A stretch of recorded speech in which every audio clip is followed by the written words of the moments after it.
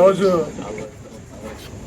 అంబటి రాంబాబు గారిని పరామర్శించి ఆయనకి జరిగినటువంటి అన్యాయం ఆయన మీదే కాకుండా వ్యక్తిగతంగా ఆయన కుటుంబ సభ్యుల మీద, ఆడపిల్లల మీద, ఇంటి మీద, ఆఫీస్ మీద దాడి చేయటం, పైగా ఆ దాడి చేసినటువంటి వ్యక్తుల్ని వదిలేసి ఆయన కనుక ప్రాంతంలో ఉంటే ఆయనకే ప్రాణానికి ఇబ్బంది ఉంటుందని చెప్పి పోలీసు మా వల్ల కాదు కాబట్టి ఆయన జైల్లో పెట్టమని చెప్పి కోర్టులో కేసులు పెట్టి ఆయన జైలుకి పంపించినటువంటి పరిస్థితి.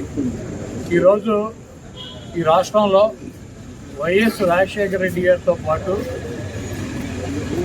ఆయన శిష్యుడిగా, లేకపోతే ఆయన అంటే ఇష్టం ఉన్నటువంటి వ్యక్తిగా, ఆయనతో పాటు ఆయన కష్టాల్లోనూ, ఆయన సుఖాల్లోనూ, ఆయన అధికారంలో లేనప్పుడు కూడా పదవి ఉన్నా లేకపోయినా కాంగ్రెస్ పార్టీలో ఆయనతో పాటు నడిచినటువంటి వ్యక్తి అంబటి రాంబాబు గారు. ఆయన మరణం తర్వాత ఆ కాంగ్రెస్ పార్టీని వదిలేసి జగన్మోహన్ రెడ్డి గారు బయటకు వస్తే, జగన్మోహన్ రెడ్డి గారు అడుగు బయటకు వేస్తే ఆయన అడుగుతో పాటు ఇంకో అడుగు పడిందంటే అది అంబటి రాంబాబు గారు. ఎన్ని కష్టాలు వచ్చినా, ఎన్ని ఇబ్బందులు వచ్చినా జగన్మోహన్ రెడ్డి గారికి అండగా ఉంటూ ఆయన తరఫున ఆయన చెప్పాల్సినటువంటి వాయిస్ని ఆయన ద్వారా ఆయన తీసుకున్నటువంటి ప్రతి నిర్ణయాన్ని ప్రజలకి చెప్పేటువంటి వ్యక్తుల్లో అంబటి రాంబాబు గారు, ఆ వైఎస్ఆర్ కాంగ్రెస్ పార్టీ స్థాపించినటువంటి వ్యక్తుల్లో 10 మందిలో అంబటి రాంబాబు గారు ఒకడు. ఆయన ఎప్పుడు కూడా ఒక వ్యక్తిని దూషించటమో, లేకపోతే ఒక వ్యక్తిని కించపరిచి మాట్లాడటమో, లేకపోతే ఒక వ్యక్తిని బూతులు తిట్టినటువంటి సంఘటనలు మనం చూడాలి. చాలా మర్యాదగా, చాలా పద్ధతిగా వారు వీరు అంటారు, గౌరవించేటువంటి భాషలోనే ఆయన మాట్లాడతారు. ఆయనకి ట్రాప్లోకి లాగాలని చెప్పి ఒక నీచమైనటువంటి బ్యానర్ జగన్మోహన్ రెడ్డి గారి మీద కట్టి తిరుమల లడ్డూ గురించి ఆయన గుడికి వెళ్ళి ఆ బ్యానర్ తీయమని చెప్పి ఆ బ్యానర్ దగ్గర ఆగి ఆ ముందు రోజు మాట్లాడితే, ఆయన వచ్చే దారిలో కర్రలు పట్టుకుని కొంతమంది చిల్లర మూకని పెట్టుకొని అంబటి రాంబాబు గారిని అమ్మనా బూతులు తిట్టిస్తే ఆయన ఆవేశంతో వీళ్ళందరూ ఎందుకు ఆయనే రమ్మని చెప్పి చంద్రబాబు నాయుడు గురించి మాట్లాడిన మాట వాస్తవం.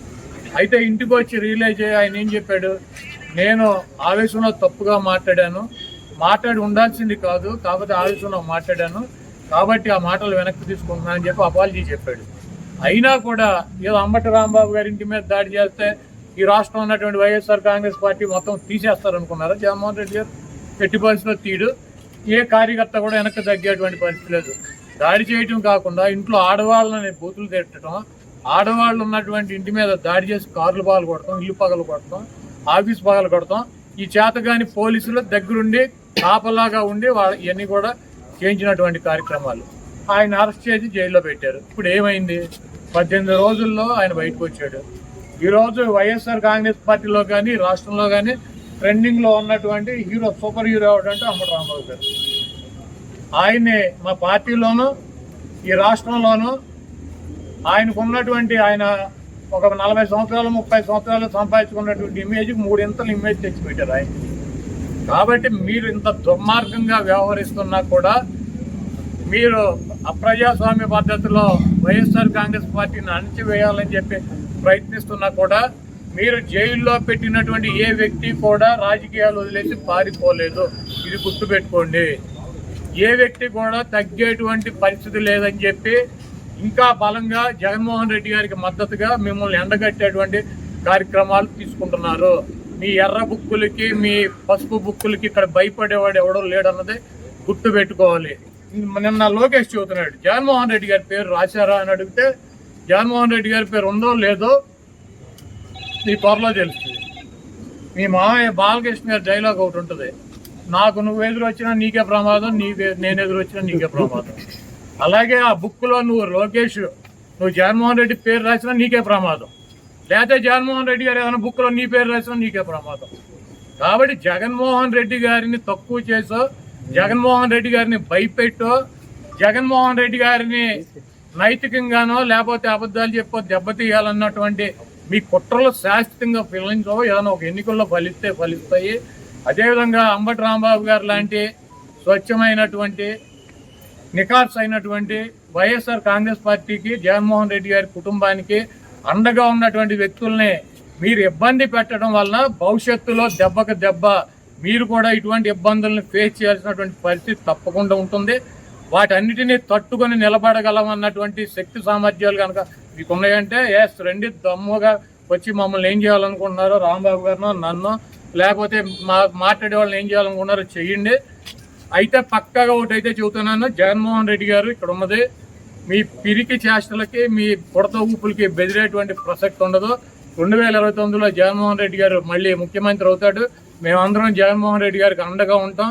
మీరు ఎన్ని ఇబ్బందులు పెట్టినా, మీరు ఆఖరికి జైల్లో పెట్టినా, మమ్మల్ని ఏం చేసినా కూడా మేమైతే వెనక్కి తగ్గేటువంటి పరిస్థితి లేదు. జగన్మోహన్ రెడ్డి గారు ఇచ్చినటువంటి ప్రతి పిలుపుకి స్పందిస్తాం. ఆయన చెప్పినటువంటి ప్రతి కార్యక్రమానికి మేము ముందుంటాం. ఇటువంటి పిచ్చి చేష్టలు మానేసి కల్తీ పాలు తాగి రాజమండ్రిలో చనిపోయారు ఎంతమంది? 7. టబాకాయలు తయారు చేస్తా కాకినాడ వేటపాలెంలో 21 మంది చనిపోయారు. శ్రీకాకుళంలో మంచినీళ్లు తాగి కల్తీ అక్కడ చనిపోయారు. మీకు సిగ్గు శరం ఉంటే ఇది చూసుకోండి. ఇటువంటి కార్యక్రమాలు జరగకుండా ప్రజలు ఇబ్బంది పడుతున్నటువంటి ఇబ్బందులు చూడకుండా ఇవన్నీ అంబటి రాంబాబు గారిని 18 రోజులు, వాళ్ళని వంశీని 145 రోజులు, చెవిరెడ్డి భాస్కర్ రెడ్డి 208 రోజులు, లేకపోతే జోగి రమేష్ని 81 రోజులు, లేకపోతే రేపు నన్ను 100 రోజులు పెట్టిన వైఎస్ఆర్ కాంగ్రెస్ పార్టీకి ఏమీ కాదు. మేము కూడా వెనక్కి తగ్గేటువంటి పరిస్థితి ఉండదు. మిమ్మల్ని ప్రజల్లో ఎండగట్టడం ఖాయం.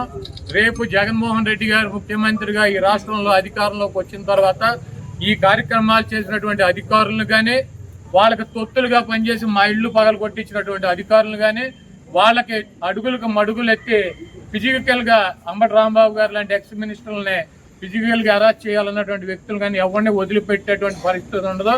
జగన్మోహన్ రెడ్డి గారు చెప్పినట్టు సప్త సముద్రాల అవతలు ఉన్నా కూడా తీసుకొచ్చి వాళ్ళందరికీ తగిన పనిష్మెంట్లు శాస్త్రాలు జరుగుతాయి 100%. ఎవరు కూడా వైఎస్ఆర్ కాంగ్రెస్ పార్టీ నాయకులు కానీ కార్యకర్తలు కానీ ఆధారపడవద్దు. అందరం కలిసి ముందుకెళ్దాం.